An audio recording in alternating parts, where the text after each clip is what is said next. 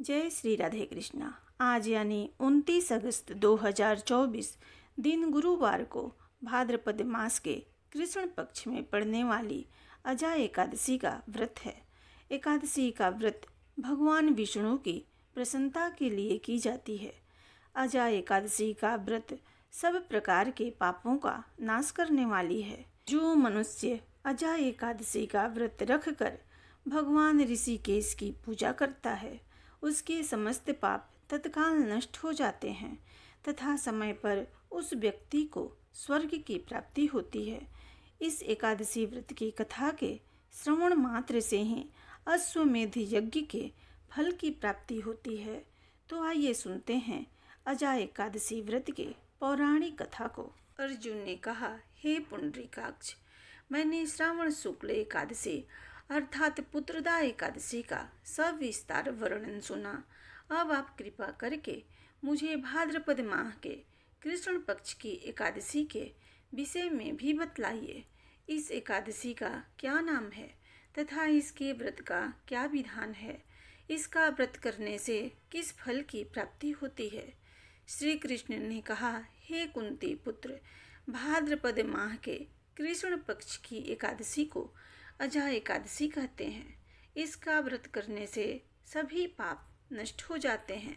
इस लोक और परलोक में मदद करने वाली इस एकादशी व्रत के समान संसार में दूसरा कोई व्रत नहीं है।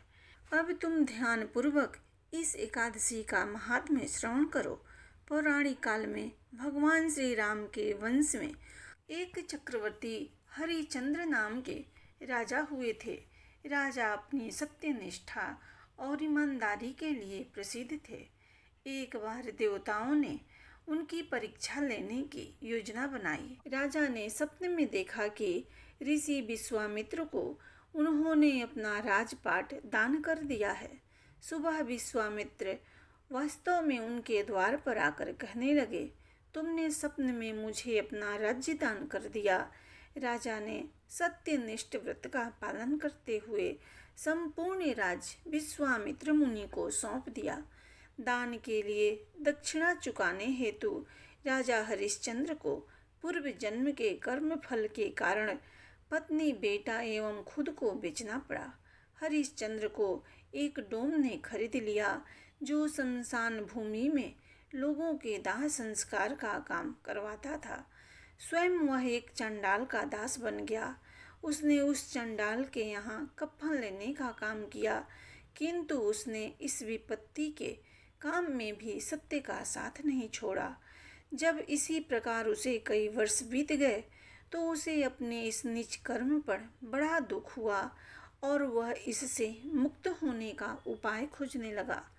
वह सदैव इसी चिंता में रहने लगा कि मैं क्या करूं, किस प्रकार इस नीच कर्म से मुक्ति पाऊं। एक बार की बात है, वह इसी चिंता में बैठा था कि गौतम ऋषि उसके पास पहुँचे। हरिश्चंद्र ने उन्हें प्रणाम किया और अपनी दुख भरी कथा उन्हें सुनाने लगे। राजा हरिश्चंद्र की दुख भरी कथा सुनकर महर्षि गौतम भी अत्यंत दुखी हुए और उन्होंने राजा से कहा, हे राजन, भादो माह के कृष्ण पक्ष की एकादशी का नाम अजा है। तुम उस एकादशी का विधान पूर्वक व्रत करो तथा रात्रि को जागरण करो। इससे तुम्हारे सभी पाप नष्ट हो जाएंगे। महर्षि गौतम इतना कहकर आलोप हो गए। अजा नाम की एकादशी आने पर राजा हरिश्चंद्र ने महर्षि गौतम के कहे अनुसार विधान पूर्वक उपवास तथा रात्रि जागरण किया। इस व्रत के प्रभाव से राजा के सभी पाप नष्ट हो गए। उस समय स्वर्ग में नगाड़े बजने लगे तथा पुष्पों की वर्षा होने लगी। उन्होंने अपने सामने ब्रह्मा, विष्णु, महेश तथा देवेंद्र आदि देवताओं को खड़ा देखा। उन्होंने अपने मृतक पुत्र को जीवित तथा अपनी पत्नी को राजसी वस्त्र तथा आभूषणों से परिपूर्ण देखा। व्रत के प्रभाव से राजा को पुनः अपने राज्य की प्राप्ति हुई।